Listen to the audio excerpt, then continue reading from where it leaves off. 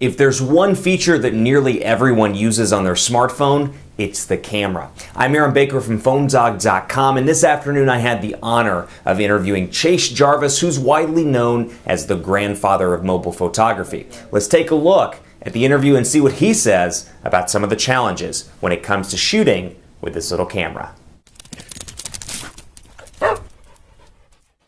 So guys, it's an exciting day today. I'm Aaron Baker from PhoneZog.com, and I've got Chase Jarvis on the line with me right now. Now, Chase is the grandfather of mobile photography, but as you can tell by the video, he doesn't look like a grandfather. He looks I don't like, know, man. I feel it. As Bags I under said, the eyes. with all the travel we do, I know it's easy to feel like a grandfather, but bags under the eyes, as we talked about pre-interview, and kind of takes you a while to get used to get your land legs back, I should say, after being on a plane or traveling around. But it's great to have you on, and you work with, or you have your application Best Camera as well, which we'll talk about here in just a second. But I kind of wanted to start out and just see what piqued your interest in mobile photography.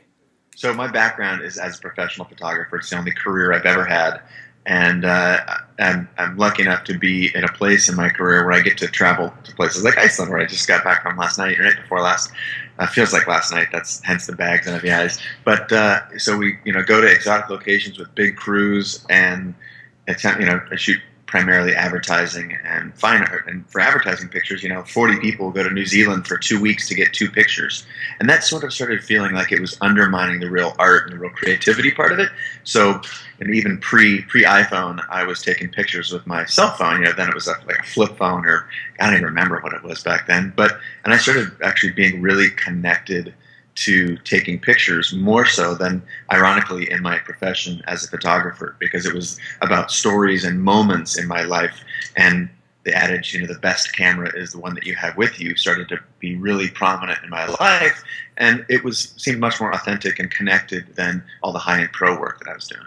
Right. Well, I can just get this image of you with a Motorola Razor from like 2005, just holding it up. Nailed it. That's what it was, actually. It was a Trio Razor. Yeah, it was a good phone. It was just, it didn't have that flash, so I know that was an issue. But I mean, how does it differ from traditional photography? I mean, mobile photography obviously is hugely prevalent with the way the mobile world is going today. Sure. But how does it differ? I mean, I have several photographer friends that carry around all the bags of equipment, and obviously when you have your iPhone, it's just a camera with a flash, and they've gotten better over the years. But what is the real difference there? What are some of the challenges you have with mobile versus traditional photography? Sure, I'll go like 2 things specifically. One, I would say that a big mental difference is this idea that the best camera is the one that's with you, which is a phrase that I helped, I pulled it from the history of photography and helped repopularize it. And that's ironically the name of the first book of mobile photography that I did a couple of years ago.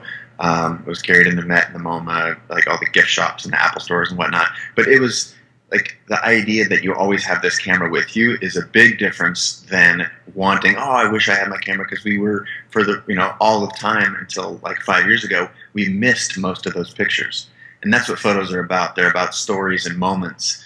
And if you don't have a camera with you, you can't take those pictures. So the fact that I had this with me was really what helped transform it. So that's a key differentiator, I feel like. And we're starting to see that, and look at anyone's Instagram feed or their Facebook, and you're getting these moments where you didn't before.